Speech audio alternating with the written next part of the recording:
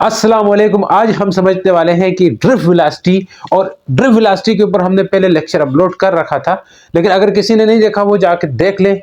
वहां पे आपको एक इंट्रोडक्शन मिल जाएगा, बेसिक मिल जाएगा। बिल्कुल फर्मी वेलोसिटी के ऊपर हमने बात की थी, वहां पे ये चीजें आपके उसके रिलेटेड है। और कन्वेंशनल करंट, डायरेक्ट करंट क्या है, वो चीजें हमने वहां डिस्कस कर रखी थी। लेकिन आज अगर किसी ने ड्रिफ्ट वेलोसिटी वाला लेक्चर नहीं भी देखा है ना, फिर भी ये चीज समझ आने वाली है कि एक्सप्रेशन कैसे हम इसके लिए ड्राइव करेंगे ड्रिफ्ट वेलोसिटी के लिए, और साथ ही साथ ड्रिफ्ट वेलोसिटी क्या होती है, ये चीज भी आपको समझ आएगी यहाँ पे। लेकिन प्रीवियस जो लेक्चर है उस बेस पे मैं यहाँ पे कुछ चीजें आपको बताता जाऊंगा, वो आप देखते जाए। अगर मान ले हमारे पास कोई कंडक्टर है और वो कंडक्टर क्या रहता है, कनेक्टेड रहता है, ठीक है। तो क्या होता है जी, जब तक ये कंडक्टर, मैं बताऊं, इसमें जो फ्री इलेक्ट्रॉन्स होते हैं, आपने देखा होगा पहले में फ्री इलेक्ट्रॉन्स होते हैं क्योंकि ये मेटेलिक कंडक्टर है। क्या है जी, मेटेलिक कंडक्टर है। मेटल के अंदर नंबर ऑफ फ्री इलेक्ट्रॉन्स मौजूद होते हैं। मैंने कहा अगर हम इस कंडक्टर को फील्ड अप्लाई नहीं करते, मतलब पोटेंशियल अप्लाई नहीं करते, खाली पड़ा रहता है, तो एट दैट टाइम इसके अंदर जो इलेक्ट्रॉन्स है वो भी मोशन करते ही रहते हैं, मोशन में रहते हैं। रैंडम मोशन होता है उनका, रैंडम मोशन की वजह से कोलिजन होता है, तो ये चीज वहां पे रहती है। तो जनरल ये बात आपको बताता जाऊं कि जब इलेक्ट्रॉन्स के अंदर जो फ्री इलेक्ट्रॉन्स है, इससे रिलेटेड मैं बात कर रहा हूं। फ्री इलेक्ट्रॉन्स जो पड़े रहते हैं किसी भी कंडक्टर के अंदर, उसके पास दो तरह के मोशंस रहते हैं। नंबर वन, अगर उनके पास रैंडम मोशन होगा, क्या होगा, रैंडम मोशन होगा। मैं बताना चाह रहा हूं रैंडम मोशन होगा, जिसे थर्मल मोशन भी कहा जाता है। रैंडम या थर्मल भी कह सकते हैं जी, समझ आ गई सर। थर्मल मतलब ये जी टेम्परेचर के इंक्रीज करने की वजह से। मैं तब की बात कर रहा हूं जब कंडक्टर कोई कनेक्टेड नहीं है बाहर वाली पोटेंशियल से, बैटरी के साथ नहीं जुड़ा हुआ है, तब इसके अंदर जो मोशन रहेगा वो कैसा रहेगा, रैंडम रहेगा, थर्मल।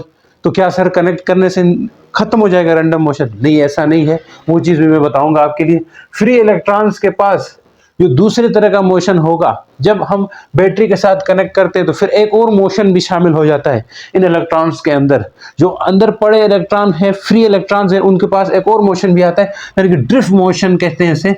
ड्रिफ्ट मोशन या ड्रिफ्ट वेलोसिटी बोल दो, अभी मैं ताजा इसका डायरेक्ट ड्रिफ्ट मोशन ही बोलूंगा। तो ड्रिफ्ट मोशन भी होता है। अब ये रैंडम मोशन या थर्मल मोशन है, ये यानी कि टेम्परेचर के इंक्रीज करने के साथ, यानी कि रूम टेम्परेचर पे ये रैंडम मोशन या थर्मल मोशन देखा गया है। 10 की पावर 5 मीटर पर सेकंड होता है ये मोशन। सही है सर। जो ड्रिफ्ट मोशन होगा, यहाँ पे ड्रिफ्ट मोशन सर क्या होगा, ड्रिफ्ट मोशन का मतलब ये कि जब हम एक्सटर्नल फील्ड अप्लाई करते हैं, क्या करते हैं, एक्सटर्नल फील्ड अप्लाई करते हैं। जब भी एक्सटर्नल फील्ड अप्लाई करेंगे तो एक्सटर्नल फील्ड की वजह से इन इलेक्ट्रॉन्स के ऊपर एक फोर्स लगेगी। इलेक्ट्रॉन तो एक चार्ज है, ये आप जानते हो जी सर, जानते हैं। कोई भी चार्ज हो, क्यू चार्ज है, कोई भी क्यू चार्ज है, अगर ये नेगेटिव चार्ज हुआ, इलेक्ट्रॉन नेगेटिव है, तो ये opposite to the electric field move करता है। इस तरफ इसके ऊपर फोर्स लगती है, जो कि किसके बराबर होती है, क्यू ई के बराबर। ये कहां से पता चला सर, ये देखिए, force electric field equal to force per unit charge होता है। तो यहां से फोर्स को अलग कर दें तो ई क्यू के बराबर फोर्स लगेगी। यहां पे अगर इलेक्ट्रॉन है तो क्यू की जगह में ई लिख सकता हूं, यानी कि ई के बराबर फोर्स लगेगी इस चीज के ऊपर। ये हम पहले भी डिस्कस किए, किसी ने पिछले वाला लेक्चर देखा है तो इसकी चीजें मतलब स्किप कर सकता है, वो उसको पता होगी। जो ड्रिफ्ट मोशन है उसकी वजह से भी, यानी कि अब ये फोर्स लगेगी, इलेक्ट्रिक फील्ड अप्लाई की है हमने, फोर्स लगी, उस फोर्स की वजह से ये क्या करेंगे, ड्रिफ्ट कर जाएंगे उस तरफ ये ड्रिफ्ट करेंगे। ड्रिफ्ट करने की वजह से इनके ऊपर जो मोशन की जो स्पीड है इसकी, वो लगभग रहती है, ड्रिफ्ट करते वक्त कम हो जाती है। जैसे ये बहुत ज्यादा है वेलोसिटी, 10⁻⁵ मीटर पर सेकंड, तकरीबन 1,00,000 मीटर पर सेकंड। तो यहाँ पे ये जो ड्रिफ्ट मोशन है ये कम हो जाता है। सर कम क्यों होता है, ये मैंने वजह वहां बताई थी। ये मोशन बहुत, यानी कि 0.1 मिलीमीटर पर सेकंड के आसपास है, ये बहुत थोड़ा मोशन वेलोसिटी है ये। तो ये इसलिए होता है क्योंकि कोलिजन की वजह से, टकराने की वजह से इनका मोशन घट जाता है, उसकी वेलोसिटी, उसका मैग्नीट्यूड कम हो जाता है। ये चीज मैंने वहां अच्छे से डिस्कस की। अभी आप समझो कि ड्रिफ्ट मोशन की वजह से ये वेलोसिटी रहती है। सही है सर। अब आपको बताने वाली बात यह है कि करंट की बात करते हैं। मैं कह रहा हूं कि रैंडम मोशन या थर्मल मोशन की वजह से जो करंट होता है ना, करंट जो होता है इस मोशन की वजह से, वो करंट जीरो होता है।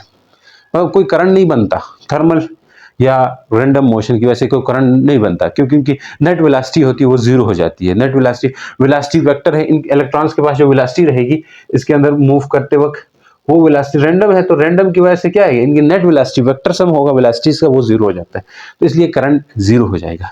ये आपसे एमसीक्यू में पूछ सकते हैं कि रैंडम मोशन या थर्मल मोशन की वजह से करंट क्या होता है, जीरो होता है।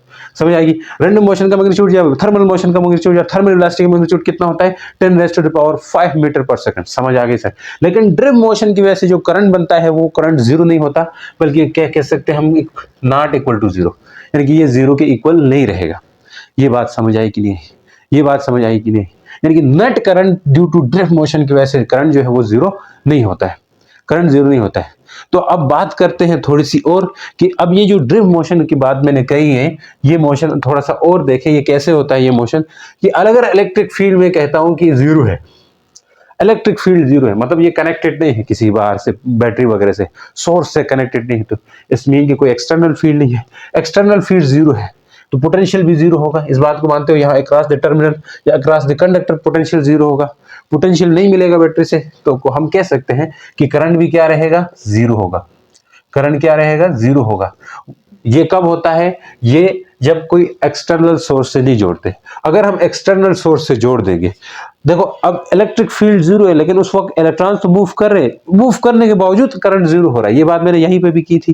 करंट जीरो क्यों हो रहा है, क्योंकि रैंडम मोशन की वजह से। इसी तरह electric field not equal to zero रहे तो उस वक्त करंट जो है वो भी जीरो नहीं होता। वाई, क्योंकि इलेक्ट्रिक फील्ड लगेगी तो फोर्स लगेगी, इस वजह से चार्ज मूव करेंगे, चार्ज ड्रिफ्ट करेंगे और उस वजह से करंट बनेगा। सही। अब ये देखा गया है कि ये जो इलेक्ट्रॉन्स है, खैर ये मैंने कहा एक्सटर्नल फील्ड अपने अप्लाई कर रखी है, तो मैं इसको जोड़ सकता हूं।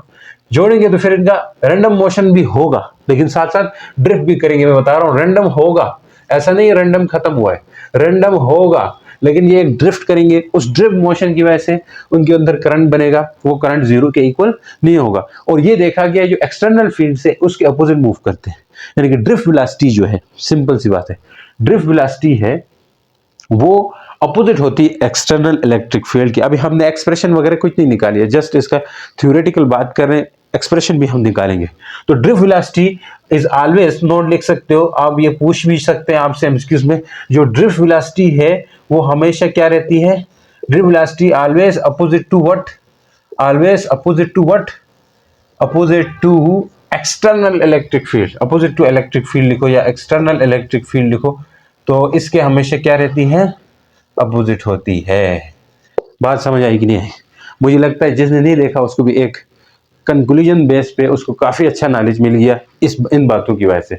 तो ये बातें बहुत अहम है, इसको याद रखनी ही चाहिए आपको। तो अब जरा इसकी एक्सप्रेशन की तरफ आते हैं कि ड्रिफ्ट वेलोसिटी की वजह से जो एक्सप्रेशन इसके पास बनेगी वो हम देखते हैं। एक्सप्रेशन काफी आपको तंग करने वाली चीज है, लेकिन तंग करने नहीं दूंगा मैं। समझ आई कि आपको समझा के रहेंगे तो इससे अच्छी बात क्या हो सकती है आपके लिए। तो बात करना चाहते हैं हम कि एक्सप्रेशन कैसे बनेगी। अब यूं तो एक्सप्रेशन हमारे बुक में एक सिंपल एक्सप्रेशन दी है, तो ड्रिफ्ट वेलोसिटी की इक्वेशन या ड्रिफ्ट वेलोसिटी की एक्सप्रेशन जो फार्मूला है वो इलेक्ट्रिक फील्ड के लिहाज से भी अलग है, पोटेंशियल के लिहाज से भी अलग है, और साथ ही साथ करंट के लिहाज से भी अलग है। तो तीन तरह से आपके होता है, वैसे सिलेबस में रहता है कि ड्रिफ्ट वेलोसिटी को इलेक्ट्रिक फील्ड की टर्म में लिखो, यानी कि इलेक्ट्रिक फील्ड और ड्रिफ्ट वेलोसिटी के बीच में रिलेशन बना करके लिखो, यही एक्सप्रेशन होगी इन टर्म ऑफ इलेक्ट्रिक फील्ड, ऐसे तो कह सकते हैं। या फिर कह दें कि ड्रिफ्ट वेलोसिटी को आप पोटेंशियल के साथ लिंक करके लिख दो, फार्मूला बना दो, या फिर ड्रिफ्ट वेलोसिटी को करंट के साथ लिंक करके फार्मूला बना दो। तो खैर आपके बुक में सिर्फ करंट के साथ लिंक करके फार्मूला दिया हुआ है, लेकिन आगे बातें बहुत सारी पूछी गई है कि मतलब वहां पे आपसे पूछेंगे कि पोटेंशियल के साथ क्या रिलेशन है, ऐसे क्वेश्चन कुछ एमसीक्यूज दिए हुए हैं। तो अगर आपको प्रॉपर नॉलेज चाहिए तो ड्रिफ्ट वेलोसिटी का ताल्लुक बाकी के यानी कि पोटेंशियल और इलेक्ट्रिक फील्ड के साथ भी पता हो जाना चाहिए।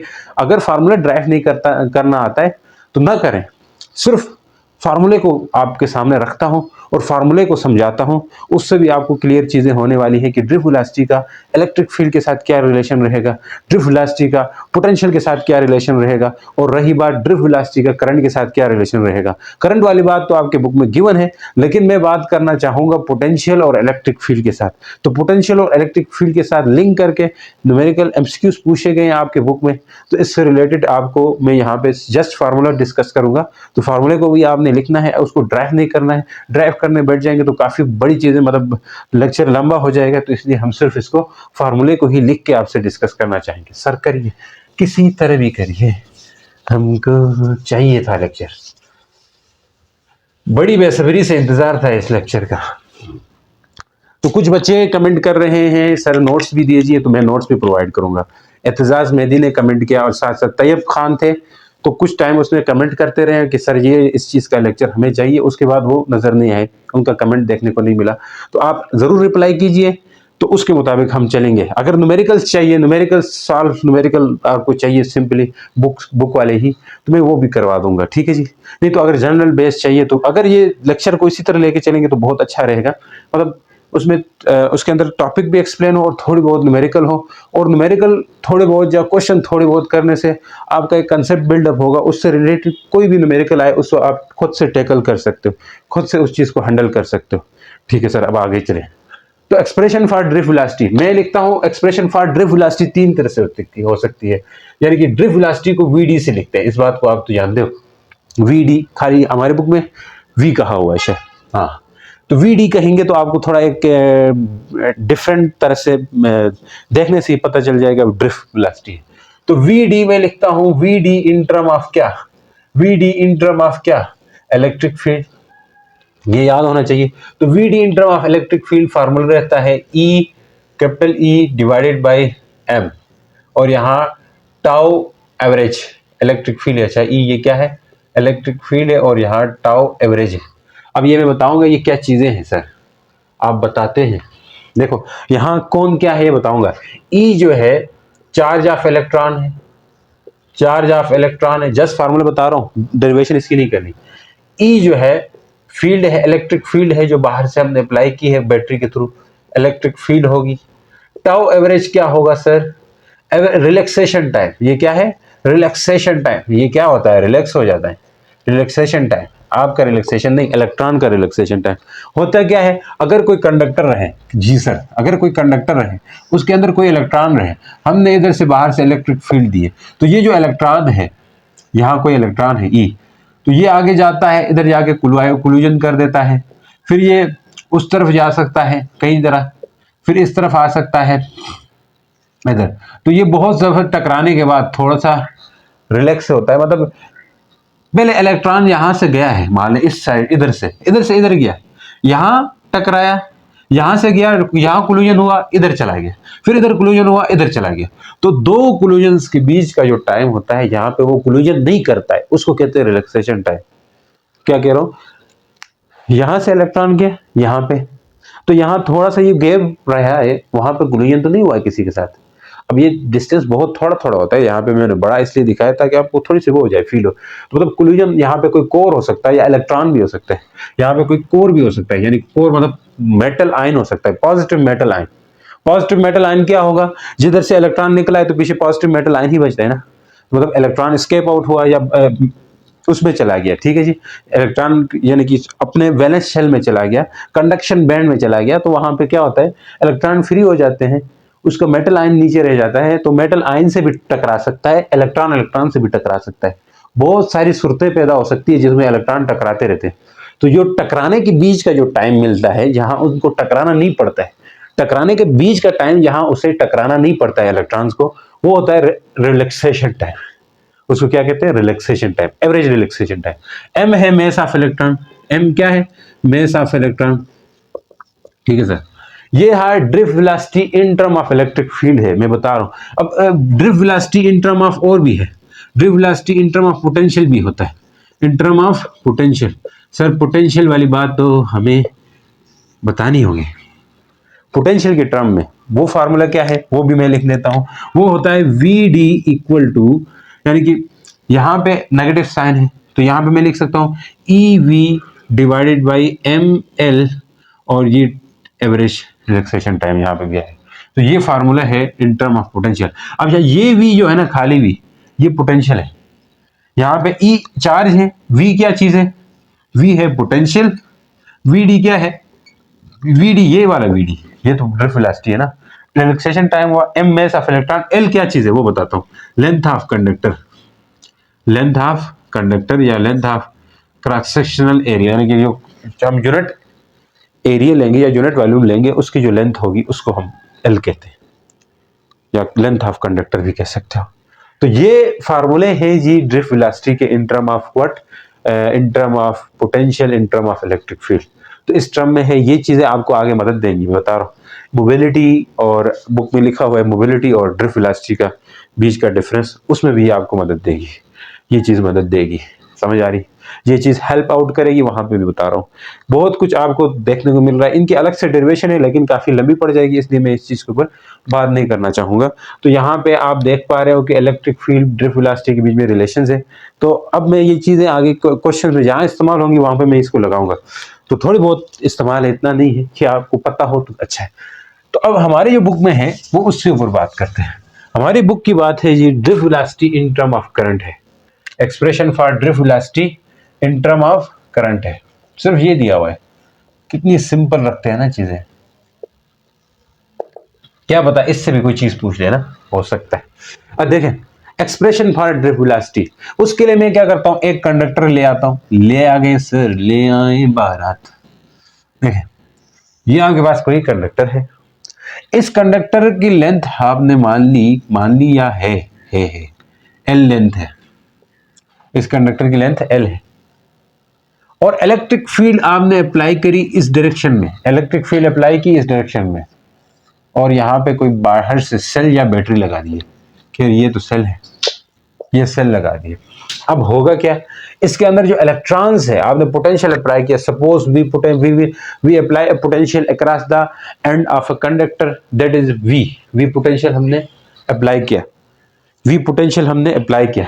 यानी कि हम कह सकते हैं जो डेल वी है, वी पोटेंशियल हमने अप्लाई किया, और across the end of conductor क्या है, और उसकी लेंथ एल है। और ये फील्ड जो है, ये जो फील्ड है, ये यूनिफॉर्म फील्ड है, यूनिफॉर्म फील्ड है। यहां पे बीच में चार्ज होगी, इनके ऊपर एक फोर्स लगेगी कि नहीं लगेगी? लगेगी, लगेगी। थोड़ी और बात हम ये यहां तक आपको समझ आ गई तो मतलब काफी आप लिंक कर रहे हो समझने की तरफ, मतलब आप समझ जा रहे हो, मतलब ये है कि तो जब भी कोई चार्ज किसी यूनिफॉर्म इलेक्ट्रिक फील्ड में रहता है, जब भी कोई चार्ज, ये पिछले वाले चैप्टर के साथ थोड़ा लिंक है, जब भी कोई चार्ज किसी यूनिफॉर्म इलेक्ट्रिक फील्ड में रहता है, तो उस यूनिफॉर्म इलेक्ट्रिक फील्ड में हम जब एक चार्ज को एक डिस्टेंस से दूसरे डिस्टेंस मूव करते हैं, तो वहां पे जो पोटेंशियल डिफरेंस होता है वो क्या होगा, वो हम देखते हैं। आपने ये चीज पढ़ी होगी, electric field equal to, uniform electric field equal to minus change in potential divide by del R, potential gradient कहते थे। ये चीज तो पढ़ी है पिछले वाले एक्सरसाइज में, पोटेंशियल ग्रेडियंट पिछले वाले चैप्टर में। तो यहां पे पोटेंशियल मैंने कहा इसके एंड्स के अक्रॉस जो पोटेंशियल है, ये electric field in term of potential, क्योंकि हमने यहाँ पे पोटेंशियल अप्लाई किया है इसके एंड में। इलेक्ट्रिक फील्ड तो अंदर मिली है ना, क्योंकि इस बैटरी के पॉजिटिव टर्मिनल, ये पॉजिटिव टर्मिनल है, तो यहाँ से इलेक्ट्रिक फील्ड मिलेगी। ये नेगेटिव है तो इस तरफ जाएगी इलेक्ट्रिक फील्ड, तो यूनिफॉर्म इलेक्ट्रिक फील्ड है। ठीक है जी, पोटेंशियल कांस्टेंट है तो यूनिफॉर्म हो सकता है, यानी कि बैटरी का जो पोटेंशियल है 12 वोल्ट, जितनी वोल्ट है उतना फिक्स है, तो फील्ड भी यूनिफॉर्म हो सकती है। तो ये यूनिफॉर्म इलेक्ट्रिक फील्ड लाइन के केस में ये पोटेंशियल का फार्मूला ये रहता है, मैंने बताया था। सर ये डेल आर क्या, अगर कोई चार्ज यहां से मूव कर रहा है तो इससे यहां से यहां तक पहुंचने में उसने कितना डिस्टेंस कवर किया होगा, अभी हम एल किए, डेल आर कितना क्या है, एल बराबर जितना उस कंडक्टर की लेंथ थी, उस पूरे कंडक्टर में ये ड्रिफ्ट होने के लिए कितनी लेंथ कवर कर दिया, कितना डिस्टेंस कवर कर दिया, वो था एल। आप ऐसे तो करते थे यार, भूल गए हो क्या, भूल गए हो क्या? हम 2 पॉइंट लेते थे फील्ड के अंदर, एक पॉइंट ए एक पॉइंट बी, नहीं देखा वो लेक्चर देख लो। तो यहां से यहां कोई चार्ज को मूव कर देते, हम कहते थे ये डिस्टेंस डेल आर हुआ है, और यहाँ पे वर्क डन हुआ है, तो हमने वर्क डन और इससे कैलकुलेट करके इलेक्ट्रिक फील्ड और उसके बीच में रिलेशन ये निकाला था। तो जितना मूव हुआ था ये डिस्टेंस था, तो यहाँ से इस एंड है, कंडक्टर में मूव किया है, तो कंडक्टर में कितना मूव किया है, जितना उसकी लेंथ है, तो डेल आर कितना होगा, जितना एल है। समझ आई कि नहीं? तो यहाँ ये बातें हम लिख सकते हैं कि जी डेल वी जो है रहेगा वो क्या रहेगा, खाली वी रहेगा पोटेंशियल, और एल जो डेल आर जो रहेगा वो क्या रहेगा, एल रहेगा। पुट कर दीजिए इक्वेशन 1। इक्वेशन 1 में आप पुट करने से आपको क्या मिल जाएगा, हमें स्कून मिल जाएगा, स्कून नहीं, एक्सप्रेशन मिल जाएगी, v डिवाइड बाई एल। अच्छा जी, तो यहां से आपके बुक में शुरुआत दी है इन टर्म ऑफ करंट की। ये थोड़ी अंग्रेजी आपने लिख दी है कि suppose we apply a potential across the terminal of a battery, the electric field inside the conductor is uniform, the length of conductor is L, this that ये बुक में लिखी हुई है, तो वहां से आप पढ़ लो पढ़ लो पढ़ लो पढ़ लो। यस, ये चीज समझनी है, यहां तक समझ आई। v is the what, potential across the conductor L is the what? Length of conductor. E is what? Electric field. मिटाओ? ओहो, ये तो नहीं मिटा सकते। इसको लिखा रहने दे, तो मैं इसको मिटा के साइड पे लिख देता हूं, इधर ऊपर करके, सही है? तो आप समझ जाना E और F से। ये मुझे चाहिए था। एक है जी drift velocity in term of electric field E, बड़ा E, बड़ा E, रिलैक्सेशन टाइम और खाली M। तो वी डी इक्वल टू यहां पे था E V tau average divided by M L, ये फार्मूला है। तो खैर ये दो फार्मूले यूज हम करेंगे। तो यहां से मैंने कहा कि क्या कुछ है, ई इज व्हाट इलेक्ट्रिक फील्ड है, ये बुक में शुरुआत जहां से ली है आपकी बुक में, E is what electric field है। V is what potential, V क्या है, potential, potential across conductor, COND करता हूं, ये V है, नीचे आ जाओ। L क्या है, length of conductor, length of conductor L है। इलेक्ट्रिक फील्ड को E लिख देते तो अच्छा रहेगा, बीच में माइनस लिख सकते हो, वो आपको पता है कि electric field in the direction of decreasing potential, क्योंकि इस तरफ इलेक्ट्रिक फील्ड है, तो जितना हम आगे आते जाएंगे तो इलेक्ट्रिक फील्ड डिक्रीज होती जाएगी। क्या मतलब है, जब भी आप इलेक्ट्रिक फील्ड की डायरेक्शन में दूर जाते हो, ये इलेक्ट्रिक फील्ड है, यहां इससे पास जितना लेके आते हो चार्ज को, उतना पोटेंशियल बढ़ता है। इससे दूर जाओगे चार्ज को लेके, इधर जाओगे तो पोटेंशियल डिक्रीज होता है। तो ये चीज है, कोई चार्ज नेगेटिव हो सकता है, पॉजिटिव। अब यहाँ पे हमने क्यू चार्ज लिया, तो अगर ये उधर जाएगा तो पोटेंशियल डिक्रीज होगा। तो negative sign indicates the electric field in the decreasing potential, decreasing potential की तरफ है, इसलिए ये पोटेंशियल डिक्रीज ही होती है। यहाँ माइनस है तो इसको लो पोटेंशियल इसलिए बोलते हैं क्योंकि यहाँ पोटेंशियल डिक्रीज होता है। हाई पोटेंशियल इधर, इधर पोटेंशियल हाई होता है। तो ये क्यों, यहाँ पे नेगेटिव टर्मिनल है, पॉजिटिव टर्मिनल हाई है, इसलिए। तो चीजें समझ आ रही है जी? आ रही है सर।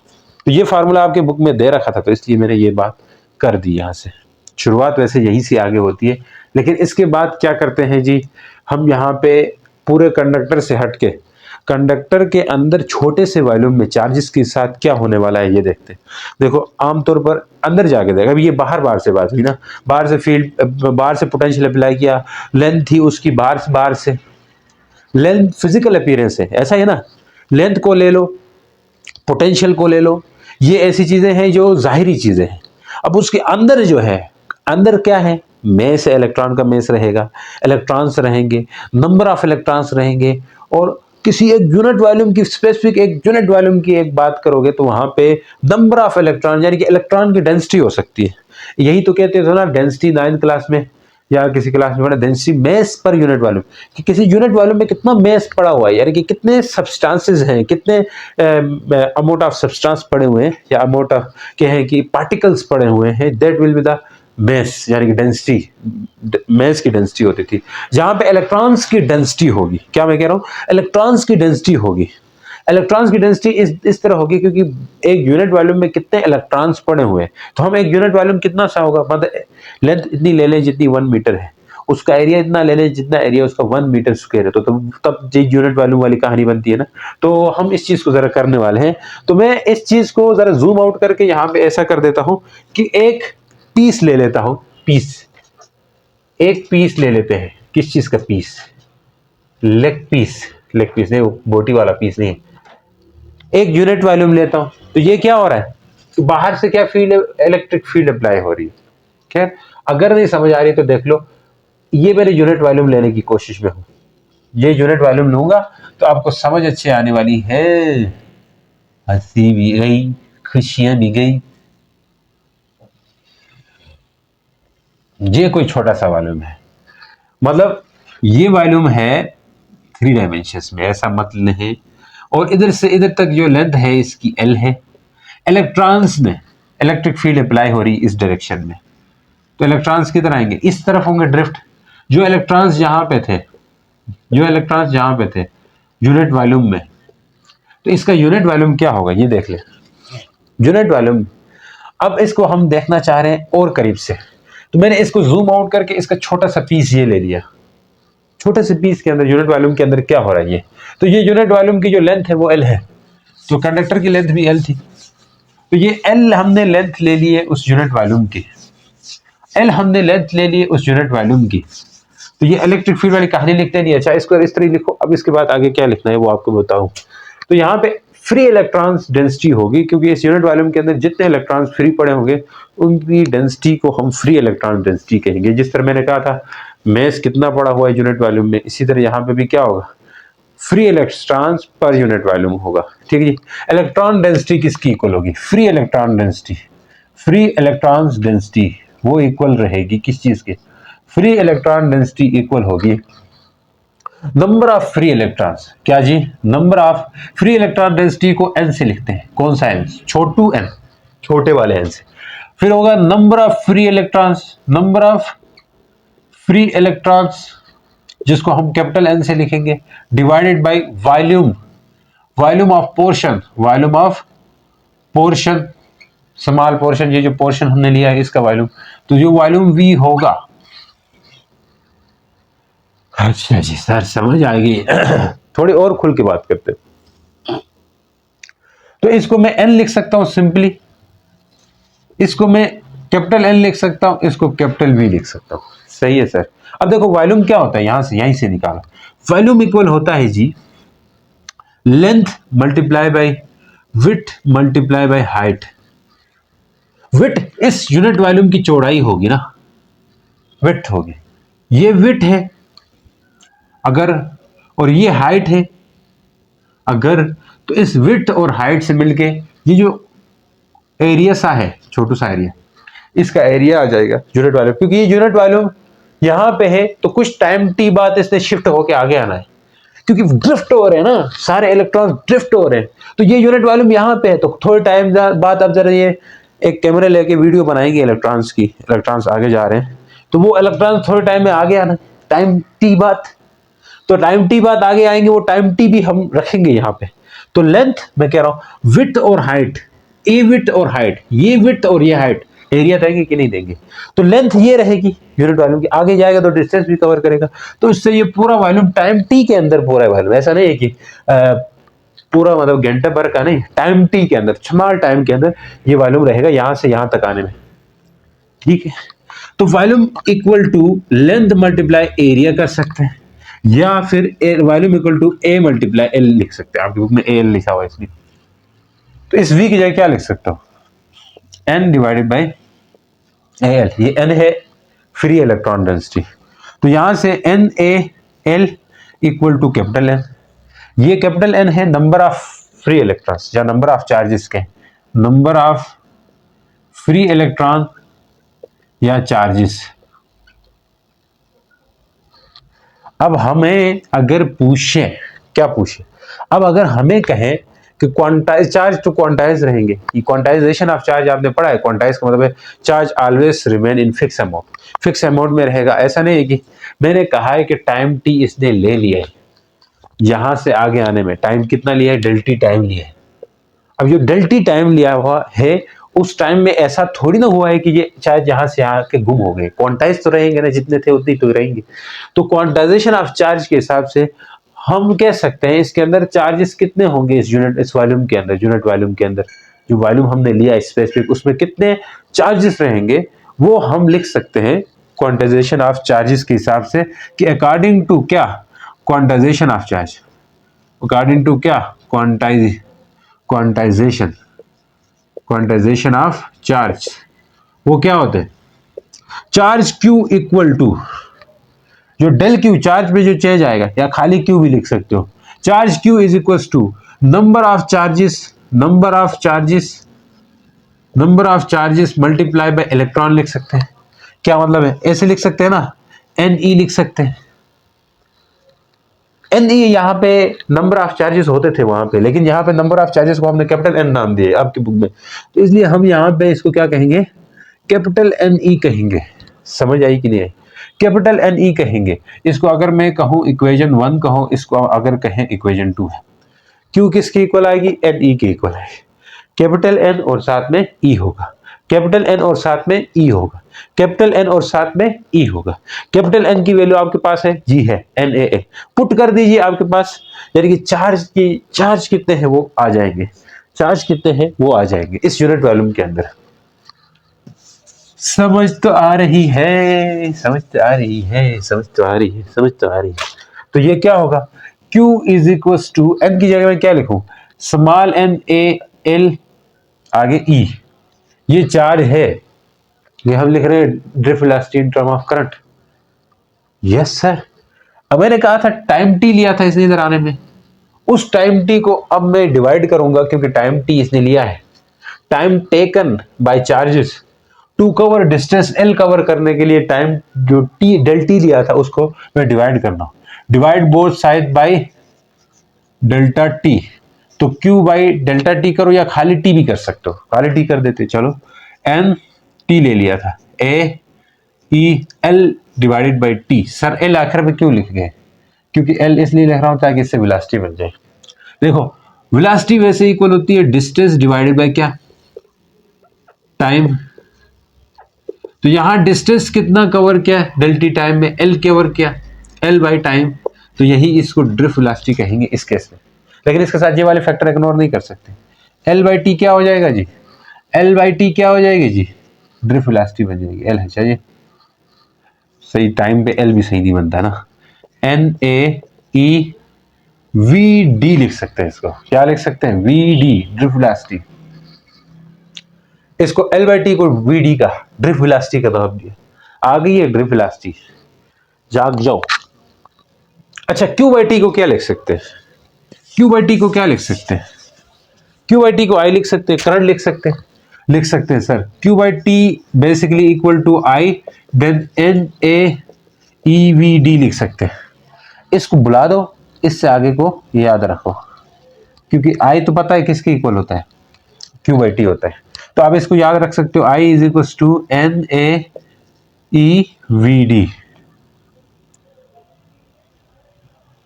समझ आई, समझ आई कि नहीं आई, या इसको ऐसे भी लिख सकते हो, I equal to V D E N ए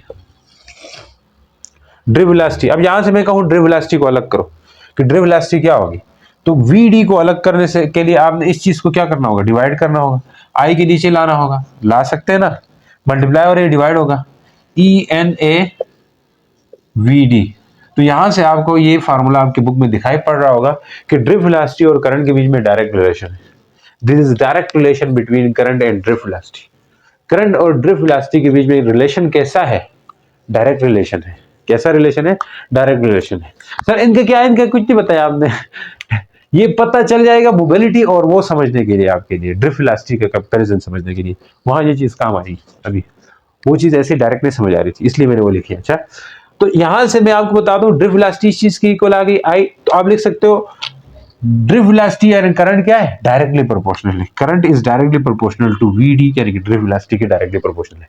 इससे जरा क्वेश्चन भी आते हैं आपकी बुक में, तो क्वेश्चन किस तरह के हैं, एक क्वेश्चन करके देता हूं, एक क्वेश्चन आपको करके देता हूं, आपको समझ आने वाली है इससे, समझ आने वाली है इससे।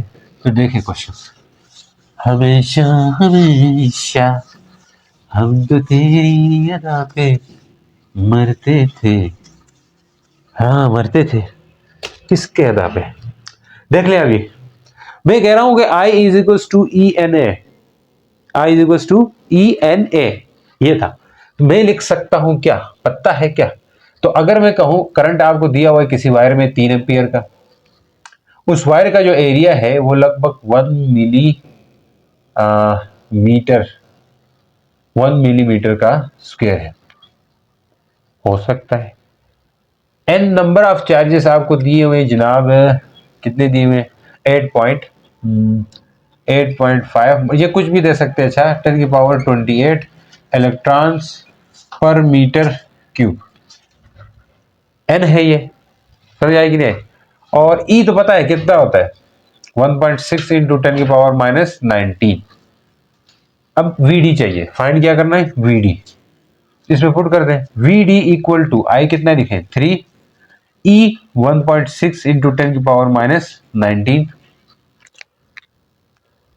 अच्छा एन कितना है, 8.5 इंटू 10 की पावर 28। ए नहीं, एन इतना था, एन इतना था, ए कितना है, ए तो मसला है ए में, मिलीमीटर पर सेकंड में, तो मिली की वैल्यू आप लगा लो -3, मीटर पर सेकंड है तो आपने इसके ऊपर स्क्वायर लिखना है, तो ये मीटर स्क्वायर में आ जाएगा एरिया। समझ आई कि नहीं आई? आई क्या हो जाएगा 1 मल्टीप्लाई, ये 2 मल्टीप्लाई होगा 3 के ऊपर -6 होगा, 2 3 से 6 होता है, ये अंदर आके इसके साथ मल्टीप्लाई होगा, एम के ऊपर भी आ जाएगा। ये कुल मिला के ऐसे बन सकता है, वैल्यू बन जाएगी। ठीक है जी। तो यहां पे आप क्या लिख सकते हो, क्या एक ही जगह 1 मल्टीप्लाई 10 की पावर -6 लिख सकते हैं। समझ आई कि नहीं? तो VD आपको निकल के आ रहा है, ये तो 3 आएगा, इन दो को मल्टीप्लाई करें तो इससे आता है 13.6 आता है, करके चेक करना, मैंने किया हुआ था इसलिए। 10 की पावर क्या हो जाएगी -19 प्लस 28 -6 होगा।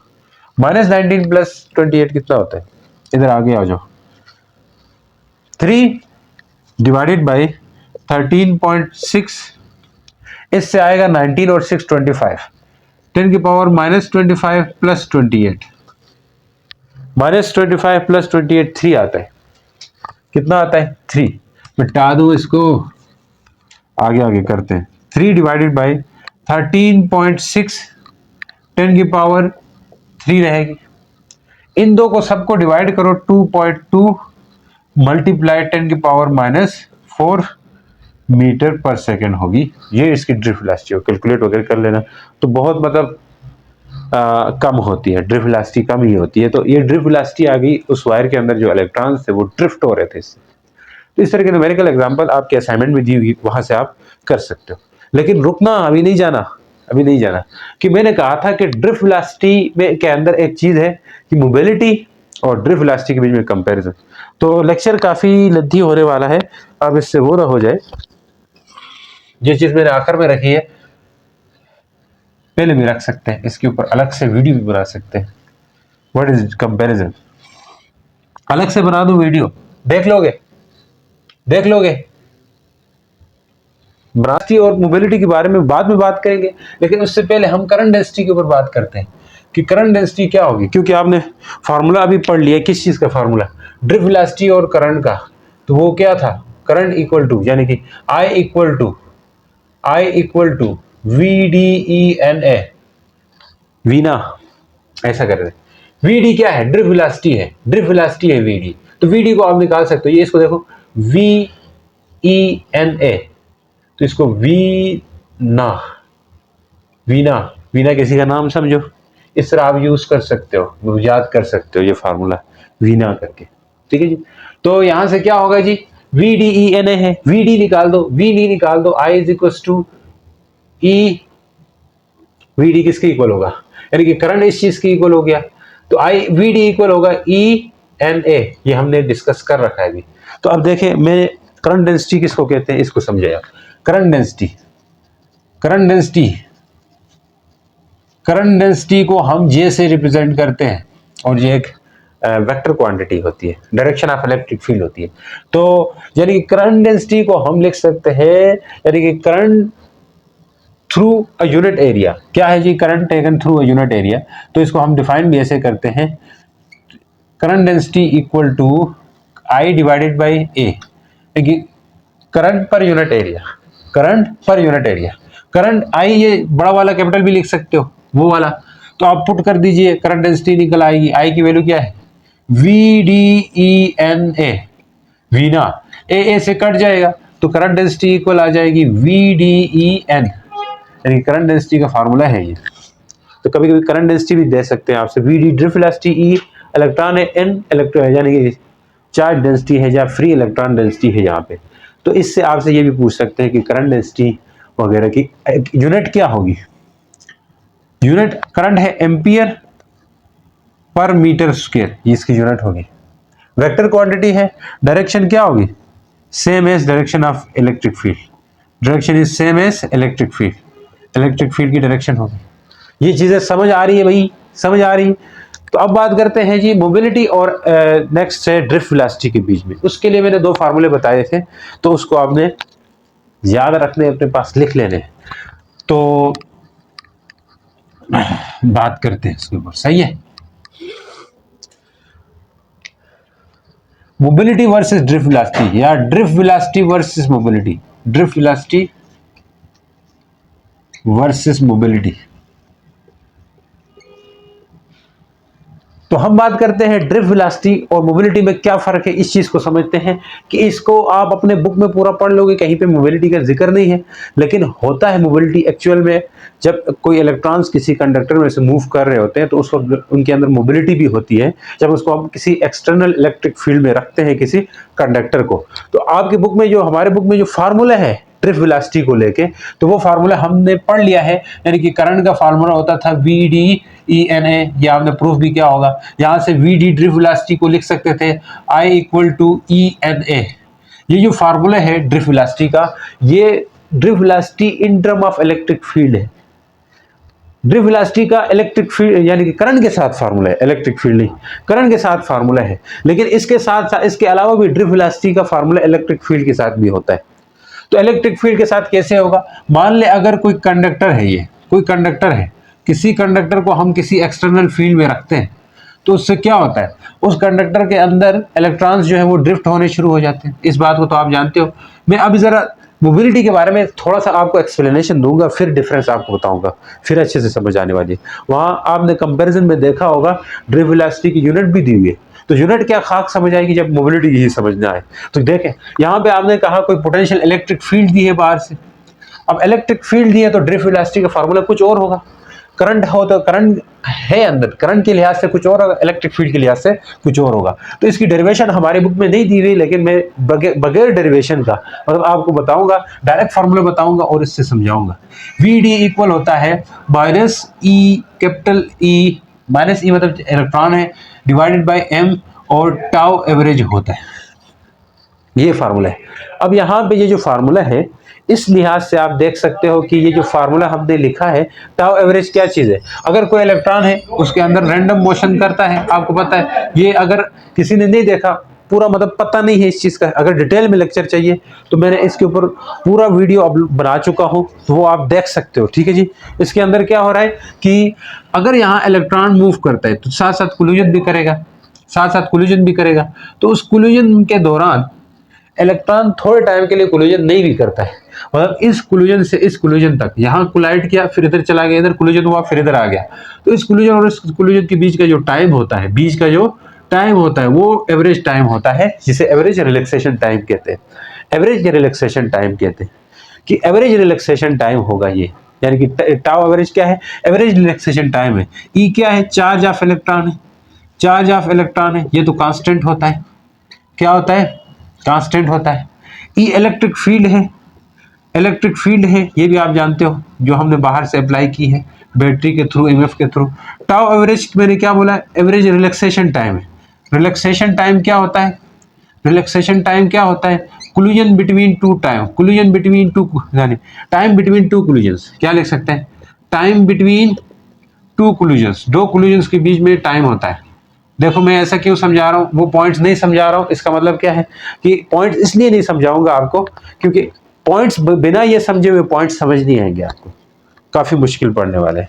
तो अब जो वहां पे जो फार्मूला दिया हुआ है आपको, किस चीज का फार्मूला दिया हुआ है, जो ड्रिफ्ट वेलोसिटी का या फार्मूला दिया हुआ है, या मोबिलिटी का फार्मूला दिया हुआ, वो कैसे बना है ये यहाँ से पता चलेगा, इलेक्ट्रिक फील्ड वाले रिलेशन से। तो अब देखें यहाँ पे सब कुछ कांस्टेंट है, मतलब टाउ m क्या है, मास ऑफ इलेक्ट्रॉन है, क्या है, मास ऑफ इलेक्ट्रॉन है, सब कांस्टेंट है, मतलब सिर्फ इलेक्ट्रिक फील्ड के अलावा। तो इस फार्मूले को जरा और गौर से देखें कि VD जो है, ड्रिफ्ट वेलोसिटी जो है, उसको मैं लिख सकता हूं -E tau average divided by m, और यहाँ पे एवरेज रिलैक्सेशन टाइम करके लिख दिया, फिर एवरेज रिलैक्सेशन टाइम करके लिख दिया। इलेक्ट्रिक फील्ड को मैं बाद में लिख रहा हूँ, इलेक्ट्रिक फील्ड को मैं बाहर में लिखा हूं। तो ये जो चीज दिखाई पड़ रही है ना, इस चीज को मोबिलिटी का नाम दिया गया है। ये क्या है, एक्चुअल में मोबिलिटी है, इसको एक नाम दिया गया है, मोबिलिटी, मोबिलिटी। तो इसको हम डिफाइन करेंगे वहां कंपैरिजन में जा करके। तो यहाँ पे यानी मोबिलिटी के ऊपर थोड़ी और बातें करते हैं, क्योंकि आगे जाके ओम लॉ पढ़ेंगे, कंडक्टिविटी पढ़ेंगे, वहां पे ये चीज बहुत फायदा देने वाली है आपको। तो आपको क्या होगा जी, मोबिलिटी का फार्मूला, ये जो वैल्यू दी हुई है, इसका एक फार्मूला, इसको म्यू कहा गया है, मोबिलिटी। म्यू मतलब मोबिलिटी, म्यू मतलब मोबिलिटी, मूव करने की, यानी कि फ्लो कर रहा है अंदर, कितनी मोबिलिटी है, डिफाइन करेंगे इसको, जरा अभी रुके, कंपैरिजन में आके करेंगे। मोबिलिटी जो है वो डिपेंड करती E tau average divide by M. तो मास ऑफ इलेक्ट्रॉन और ये चार्ज ऑफ इलेक्ट्रॉन तो कांस्टेंट है। मोबिलिटी सिर्फ और सिर्फ रिलैक्सेशन टाइम पे डिपेंड करती है। जितना उसका रिलैक्सेशन टाइम कम होगा, सोचो, जितना उसका रिलैक्सेशन टाइम कम होगा, इसका क्या मतलब है सर? रिलैक्सेशन टाइम कम होने का मतलब है कोलिजन ज्यादा। लेकिन अगर टेम्परेचर इंक्रीज हो जाए, टेम्परेचर बढ़ जाए तो रिलैक्सेशन टाइम बढ़ जाएगा, मोबिलिटी बढ़ जाएगी। समझ आएगी? यानी कि टकरा देंगे बहुत ज्यादा, यहां से जितना जितना कम टाइम लेंगे, यानी कि कोलिजन के बीच में सक्सेसिव जो कोलिजन होता है, जितना उनका एवरेज टाइम कम हो जाएगा तो मोबिलिटी यानी कि इसकी क्या हो सकती है, यानी कि डिक्रीज हो जाएगी मोबिलिटी। यानी कि एवरेज टाइम कम होने से टेम्परेचर इंक्रीज हो जाए, टेम्परेचर इंक्रीज हो जाए तो मोबिलिटी म्यू जो है वो भी इंक्रीज हो जाएगा। म्यू क्या हो जाएगा? इंक्रीज हो जाएगा। यानी कि म्यू कैसे इंक्रीज होगा? क्यों इंक्रीज होगा? क्योंकि एवरेज रिलैक्सेशन टाइम इंक्रीज हो जाएगा, तो मोबिलिटी भी क्या हो जाएगा? इंक्रीज हो जाएगा। म्यू भी क्या हो जाएगा? इसका अपोजिट समझो, टेम्परेचर डिक्रीज हो जाएगा, एवरेज रिलैक्सेशन टाइम क्या हो जाएगा? कम। एवरेज रिलैक्सेशन टाइम कम, एवरेज रिलैक्सेशन टाइम कर, मोबिलिटी भी कम। तो मतलब जितनी मोबिलिटी ज्यादा होती है किसी भी कंडक्टर की, मोबिलिटी जितनी ज्यादा होगी, जितनी मतलब ज्यादा का मतलब ये है कि जितनी ज्यादा मोबिलिटी रहेगी तो उतना ही उस कंडक्टर के, यानी कि हम कह सकते हैं कि कंडक्टिविटी ज्यादा होती है। Mobility is directly proportional to, आगे समझ आएगी ये, mobility is directly proportional to conductivity. Conductivity के क्या है? डायरेक्टली प्रोपोर्शनल है। ये चीज कम हो जाएगी, ये चीज आपको आगे मदद मिलेगी इस चीज को, इसलिए मैंने बताया। तो इसको मोबिलिटी का नाम दिया गया है। इस चीज को क्या नाम दिया है? मोबिलिटी का नाम दिया। तो इस लिहाज से अब ये फार्मूला क्या बनेगा? ये वाला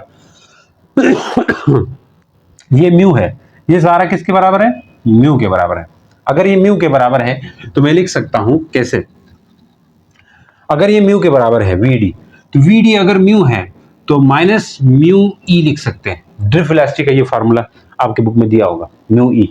तो नेगेटिव साइन किस चीज को इंडिकेट कर रहा है? यहाँ पे ये फार्मूला ड्रिफ्ट वेलोसिटी के लिए ये फार्मूला दिया हुआ है। तो नेगेटिव साइन इंडिकेट कर रहा है किस चीज को? बताया, नेगेटिव साइन इंडिकेट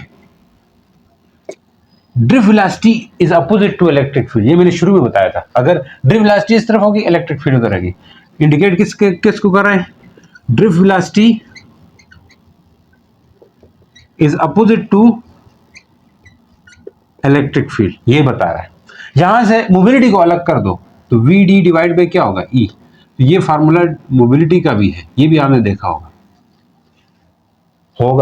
देखा होगा क्या है, बल्कि है ना। तो ये चीजें आपको पता होनी चाहिए।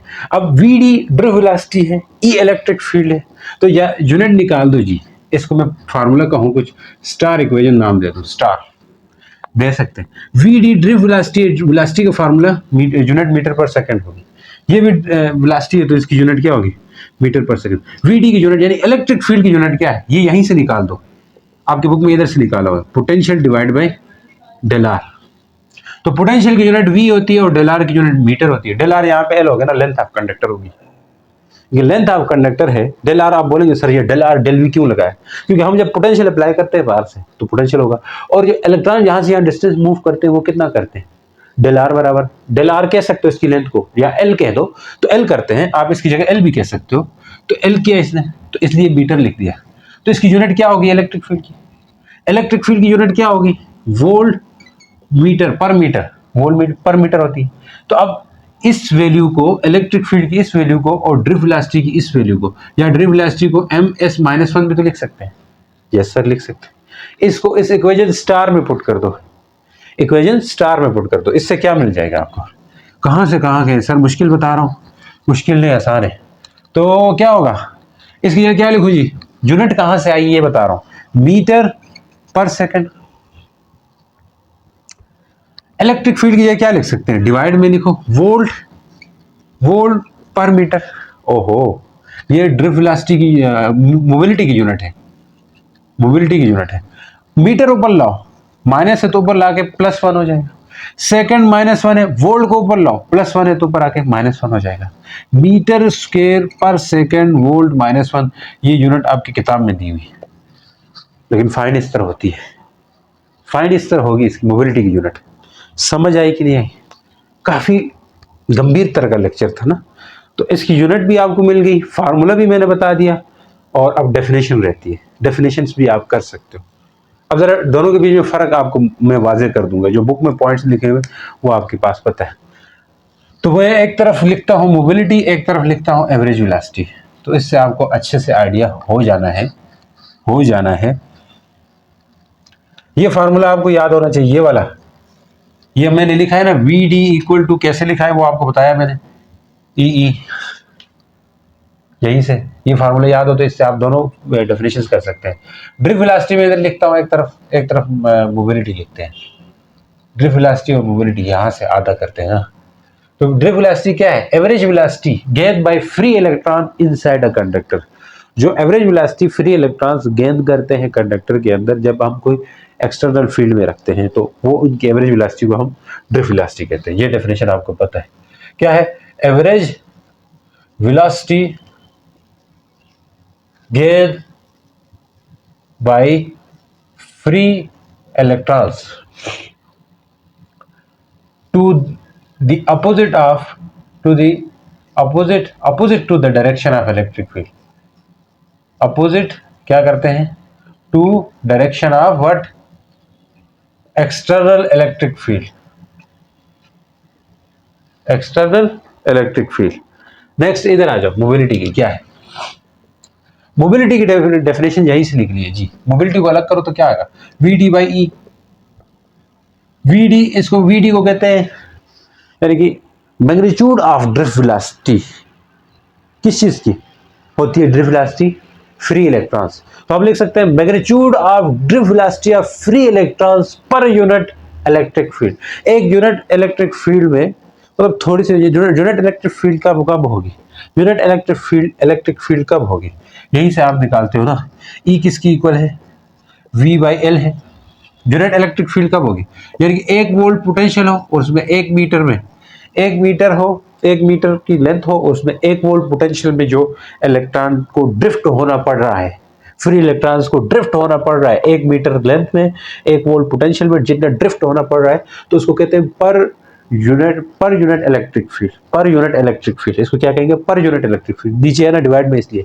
तो हम कैसे डेफिनेशन कर सकते हैं? Mobility is the magnitude of drift velocity of free electrons, magnitude of drift velocity of free electrons per unit electric field.